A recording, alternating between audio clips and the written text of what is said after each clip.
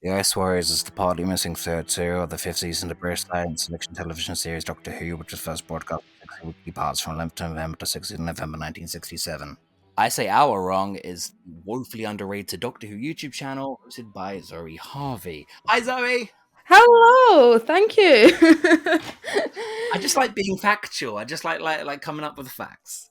Yes, yes, yes. And the fact is, this is actually a good serial, and I woefully disagree with the fact that you don't like it. Okay, well, we're starting off fast, huh? Yes, confrontational out of the gate. I like it. I will disappoint you slightly by saying, yeah, I did recently give this a 1 out of 10. So sad.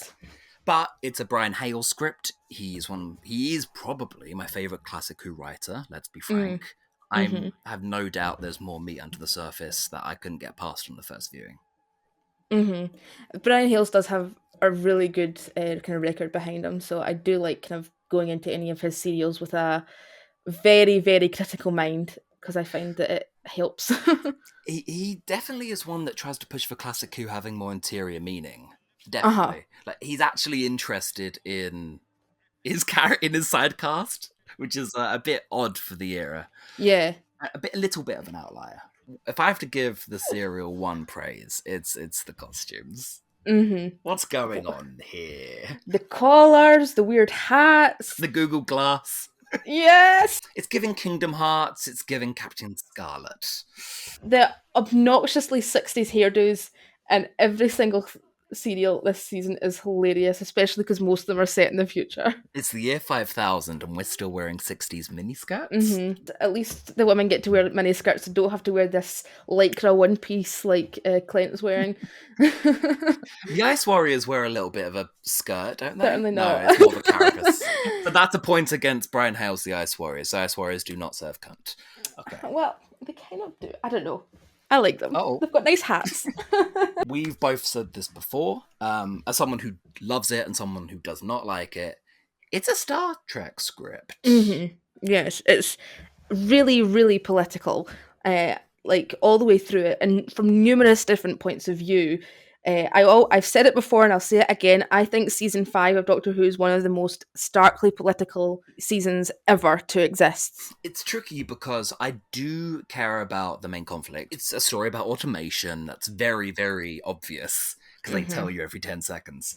Yes. It's about society and the chain of command becoming mechanized, but it just does larp on it a bit too much for my liking. Through episodes 2 through 5, I get the gist, and I think I'd need more convincing that it takes the conversation in an interesting direction. See, I feel like it uses the automation and it kind of goes in two different strands. So you've got the first strand that kind of focuses on the relationship between workers and their subordinates, or like the bosses and subordinates, with Clint being this boss who's completely focused on automation. His leadership breaks down throughout it.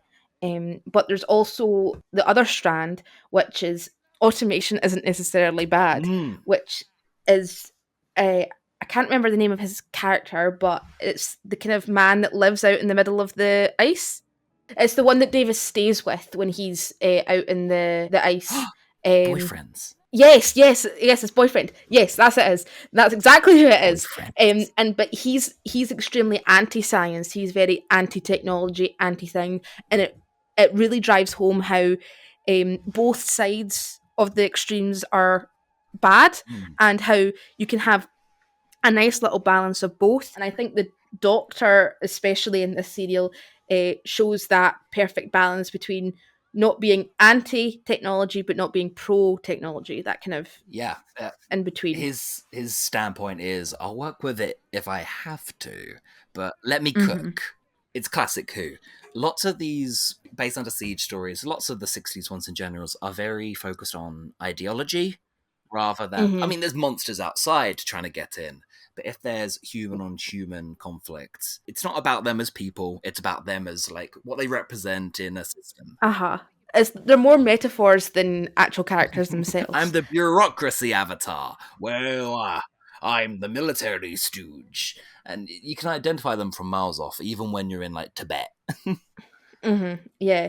But I also quite like Clint being kind of that very, very obvious bureaucracy avatar, but also towards the end of it, towards episodes 5 and 6, he's not actually in charge. So it's not the computer, it's his own superiors that are forcing Mm. him to kind of fit that mold and make sure he uses the computer. And that also has the same kind of commentary that the general workers are against Clint.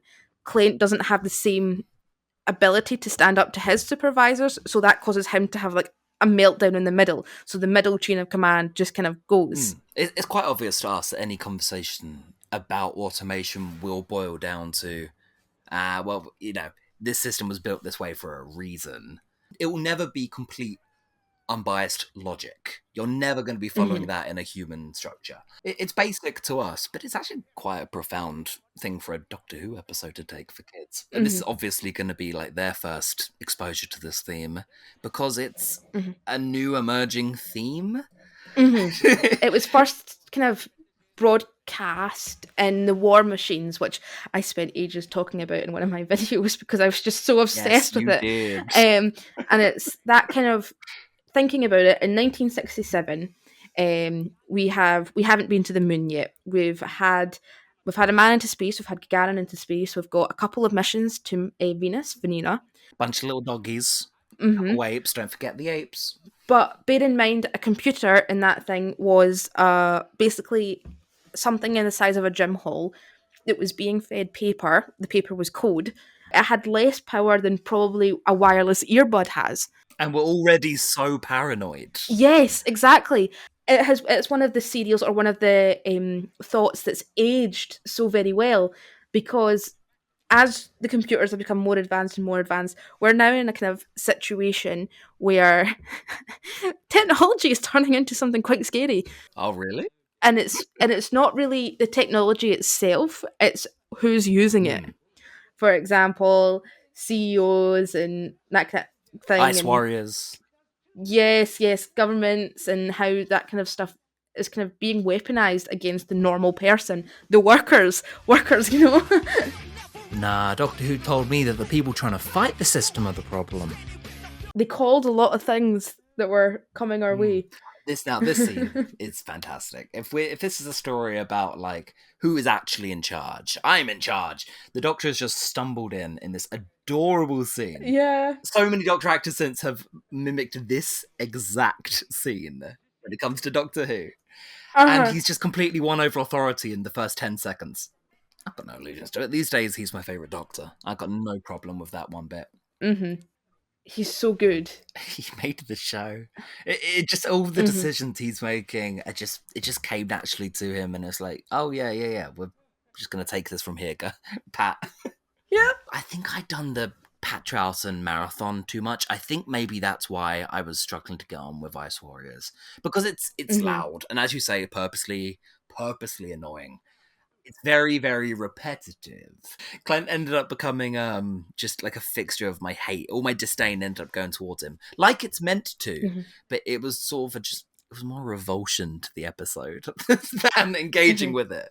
It's like, I get it, you dude. You fucking love the computer. I relate. He's a scientist, but he's not an expert in the area that they're working in. And he's quite open about that as well. You've got this guy who was clearly put in to management and is in charge, even though he's not an expert. Like, for example, what was his name? Davis.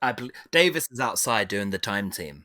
They're full aware. They're disenfranchised from episode 1. They know he's not really one of them because they all serve a purpose. And he just wanders around just shouting orders. Shouting impotently. Yeah. It's an angry, loaded script. He would have been better suited to Star Trek with this sort of story than Doctor Who. Just because I find the Ice Warriors being a bit of an obligation. Really? Do they really factor into the whole theme of the story? Or are they just Monster of the Week, great design? Oh, that's a good question. I think they do. Proper Ice Warrior, ain't he? My actual job is I'm an astrophysicist, so I was watching it and I went, what are they talking about?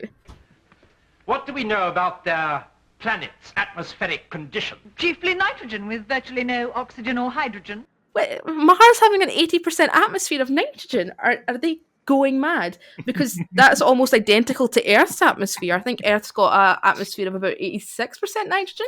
So the fact that they couldn't breathe in certain points, I was like, this makes no sense. So I ended up going through and like Googling it and do some like 60s Mars research. And turns out they fully thought that Mars was completely different to what we think now. And it's all because they hadn't done any probes to Mars yet. They thought it was nitrogen based. Yeah, it's fascinating. They thought there was ice. Well, I mean, there's technically ice, but not the kind of ice they're thinking of. Going off the science that they thought at the time, it was really, really close to what they thought. But it's just now, it's completely wrong. And I love that. It's fascinating, especially with Charlton, because we get more fixated on space, obviously, once the old man's gone. And some episodes totally get it right. Seeds of Death and or Doom. We get bored of space travel. Some episodes are just woefully off the mark, but it's just never in the places you think. Ironically, if you give CLENT more of a chance, you end up giving the story more of a chance. Oh, yeah. He's such a good character. So multifaceted. He's serving his purpose, his narrative purpose of, I represent this ideology and nothing else. But the reasons why he does, you get little hints that come to the surface of like, never again. I'm never trusting my own judgment ever again. And it's like, oh, you've been through something. Yeah. You can tell that his reliance on the computer comes from something else. And I think it would, as much as Doctor Who has 101 million other spin-offs, I would like to see a short story about CLENT and where he came from and kind of what happened to him. The CLENT Chronicles. Yeah, well, maybe not the Chronicles. Maybe just a nice little short story. A single chronicle. Yes. Peter Barkworth is a very, very good actor, and he does really, really good work here, kind of showing how much he actually doubts his own judgment. He's clearly a character actor. You can kind of tell from the walking stick alone. That's a choice. Yeah. Well, that's a clever choice. The script's there to give him some soul, and the actor's there to give it some flesh. And I found myself really warming to him, at least, because he's so obviously infirm. He's so obviously like he needs security. He needs power, but he's never fucking had it. But he also never stops. Like, in every single scene that he's in, he's constantly circling, he's constantly moving, even though he is, like, with his walking stick, you might suspect that he would, like, stop a bit more. He has to be seen to be working. He has to be seen to be efficient at all times. Exactly. He should have been born a robot. Doctor batting heads with a bureaucratic oath is what the show's going to become like really fixated on in the Pertwee years, obviously. As a status quo, just like the default. But yeah, he is sort of like the prototype. He's an ally. He's always an ally. Yes, I was going to say, it's not that he's butting heads with him, but he's not diametrically opposed to him. He's working with him because he's so logically minded. It's it's not infuriating from an audience point of view when he actually lets the Doctor in, lets the Doctor help. No, the Doctor's smart. He can help. He's efficient. Cool. Yeah, let him in. Oh, man's hubris. Let's bring in a giant thing out of the ice into the middle of the commander's office. I'm sure this would go wrong. Oh. Look, I can never... These days, I'm not quick to dismiss archaeology for archaeology's sake. Dig up a caveman. Bring him in. Oh my god! Have you watched? Oh, what's it called? Horror Train or something, or the one where they're on the train and it's Peter Cushing and Christopher Lee and Horror Express. Yes, Horror Express. That's it. No fucking way. Okay, here's you're an astrophysicist who also I know for a fact will have seen any given Peter Cushing movie I throw at you. Yeah. We're gonna do episode 1 and 6 today, hopefully, because from my point of view, morale takes a big dip if I were to watch 1, 2, 3, 4, 5, 6. So when we get to episode 6, and conversations have been had, don't get me wrong, but so little has advanced. The only change is that the Ice Warriors have gotten in. They're getting in. That's a 4-parter, Zoe. Yes. You asked earlier, I actually have an answer now to one of the questions you asked about how do the Ice Warriors kind of affect the story more than Monster of the Week. And I would say that the team inside the base breaks and shatters, and again, nothing progresses, nothing goes forward. Whereas the Ice Warriors in that very same time are so efficient and they're so effective, Yeah. and they've got that kind of perfect teamwork going, where there's not really a distinct hierarchy within the Ice Warriors. They are. I think the honor bound stuff comes in later with the Ice Warriors lore. Yes. But you're bang on. On rewatch, I was absolutely paying close attention to their conversations with each other. And they are really just like discussing it all the times. Even when they're just like bragging to each other, it's like, yeah, these are the boys. They ride or die. The team that you would send to another planet because they're the most efficient in what they're doing. Yeah, again, it's that word efficient. Whereas Earth is having an admin nightmare in a second Ice Age. Well, I think it's disgusting, wearing that kind of thing. Oh, so it is. So it is. You don't see yourself dressed like that, then? Jamie! Oh, I'm sorry. It was just an idea. We will now change the subject, please. This is awful. I like the little bit of Jamie McCrimmon sexism. It's adorable. Yes, I actually do like it as well. It's brilliant because you've got Victoria, who's like this, like not too long after him. She's like, "What are you talking about? He's just a cheeky chappy. He's just a boy. He's just a man." It's very, very endearing, and little bits of humanity like that you won't be getting in 70s or 80s here. Let's be real. No, for better or for worse. Oh, I want to talk about technophobia in the 60s a bit more. Oh yeah. Does Ice Warriors think there is true validity in human judgment? Does it think it's an inherently good thing? And is it? Because it's the insecurities around the base that have kind of got them into the situation, surely. Or do you think Brian Hales just doesn't agree with that at all? I think it's right in the middle of the road. I think the point of it is that it's half and half. Oh, also the archaeology side of it. Which I've become obviously a recent interest in through my work, but Sam, you need to start listening to Benny, please. Oh, I know it's got nothing to do with Patrick Troughton, but come on, archaeology in Doctor Who's amazing. Since the longest I've known you, it's been Benny Summerfield, and she's my wife. I love her, and you're my OTP. The two of you. So we're back in. Woo! Skipping a whole bunch of episodes and straight onto the last of the serial. But would you even be out to notice? What? There's some really, really, really nice character work with Victoria through it, though. Yeah, you're right. Victoria's very present in this story. It's probably her finest moment. I would say it was in the middle. I'm trying to like Ice Warriors, okay? She's at her most curious, I'd say. When she goes outside the base and gets chased around by Ice Warriors and does all the screaming, lots of people just see the screaming, and that's what they take away from Victoria. But no, she's like a wry little thing. Yes. She's so nosy and she's so inquisitive. She's curious, she's sneaky, she's a little minx, if I may go so far. And the fact she's just remembered as a screamer is such a disservice. Like, she's a teenager.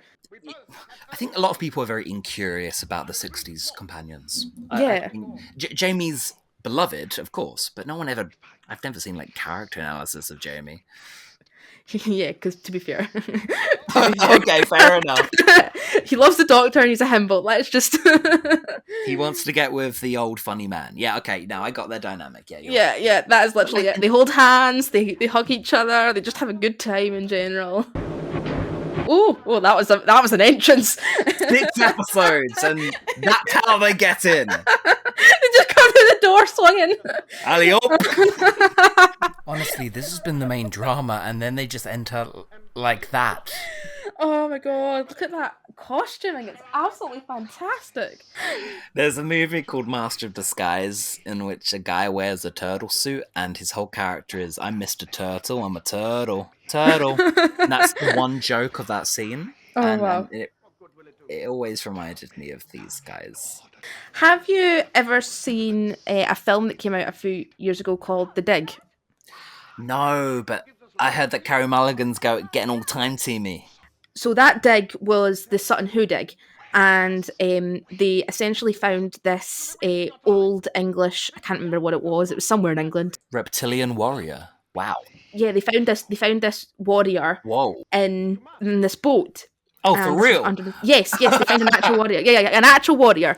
And it kind of confirmed that there was warriors and they had coinage and they had culture. Anyway, this whole serial was based off of that dig. Oh my god. Yes. That's great.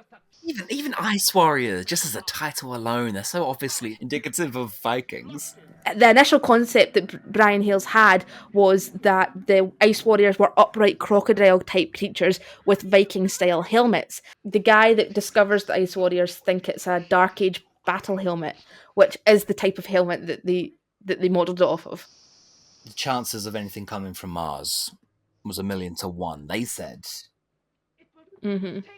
And the chances of anything coming from Mars were 1,000,000 to 1, but still they come. Mm-hmm. Yeah, exactly.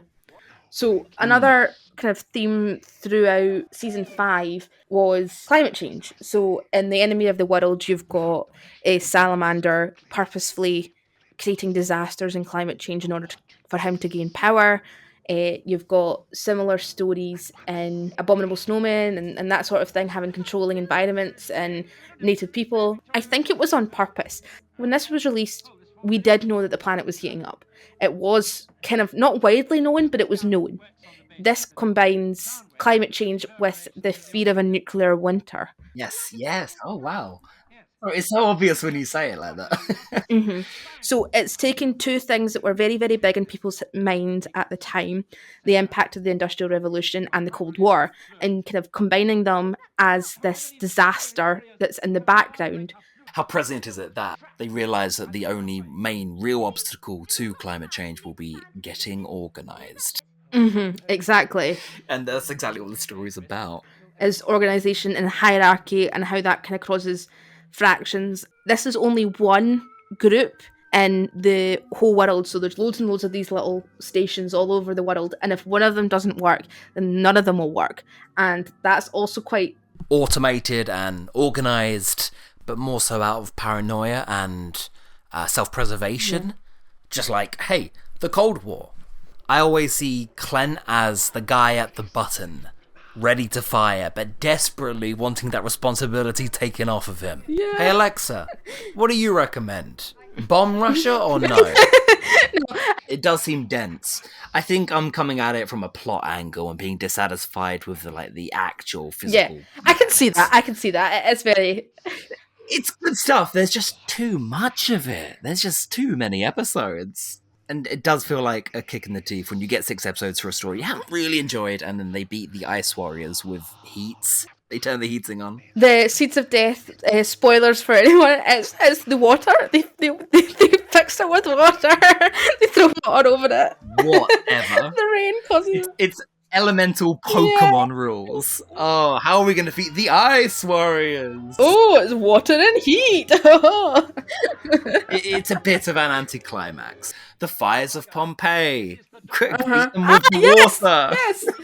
Sometimes, if overanalyzing it, it's like putting us across a point that sometimes the easy answer is the best one.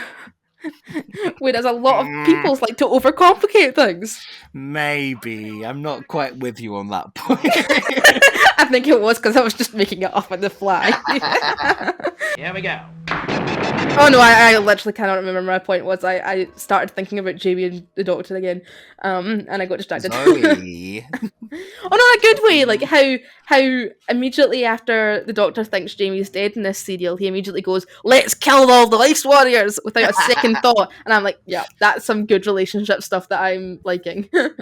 Just because the main theme isn't subtle, it doesn't mean there's no subtext. Preferably the queer subtext. Yeah, exactly. It's when it comes to technophobia in the 60s, I get so interested because well, we can go from cybernetic enhancements, fears of going to space, fears of like not finding anything in space. They really start coming out in Troughton years, especially. The answering machine from The Invasion comes to mind. That's not like some rich theme. That's just laughing at machines. Yeah. This era, for being sci-fi, it's pretty anti-technology.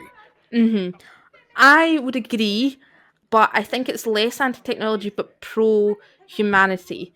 I think it goes, okay, don't rely too much on technology, but don't completely disavow it. Happy mediums, sure. And especially Yes. when it's so strange to see like the Doctor profess like, I don't like computers, I will use them though. It's like, imagine a modern Doctor saying that. It's such an Oh, yeah. attitude of the time. I think it's really revealing that the rational middleman, our hero, is just like, computers are probably bad, but and most of my baddies are machines and robots these days. What a coincidence. Because what they are envisioning it to become isn't necessarily what it has become. That fear of the unknown also influences a lot of sci-fi in general, especially in this era. Yeah, I guess it's not an inherently paranoid genre. I mean, it's an adventure serial. Something has to go wrong, otherwise there's no story. So it'll probably be this newfangled tech. Doctor Who is a utopian series, so even when it is criticising technology, it will pick the happy middle option or whichever one makes humanity the most inspiring. Do you think Brian Hales has faith in human judgment? Yes. Like, is That I think that's pretty easy to say. I think a big thing that he likes doing is he likes looking at the humanity and the goodness in humanity and how sure we can have all these other things to help us and kind of guide us, but in the whole, human beings are inherently good and they'll do things well. and human judgment is the best Yeah. we've got. Because I mean, we are human. Okay. Like, we can create computers, but the computers will always be biased because they're built by us. And we're not those fucking Martians either. Yeah, fuck them people from those Mars. guys. Screw them.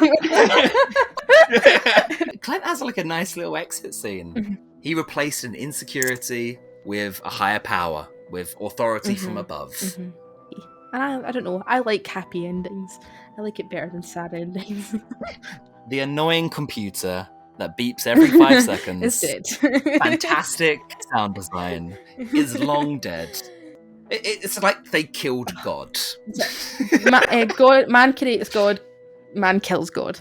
Martians arrive, Doctor Who kills Martians. Yes. I say hour wrong. That's me. Hello. I've never heard you say the word hour. Hour. So I can't tell the actual difference between the word hour and the word hour. Yeah, actually, that meant nothing to me. Get out. Next one, next episode, next person. Go and watch that stuff.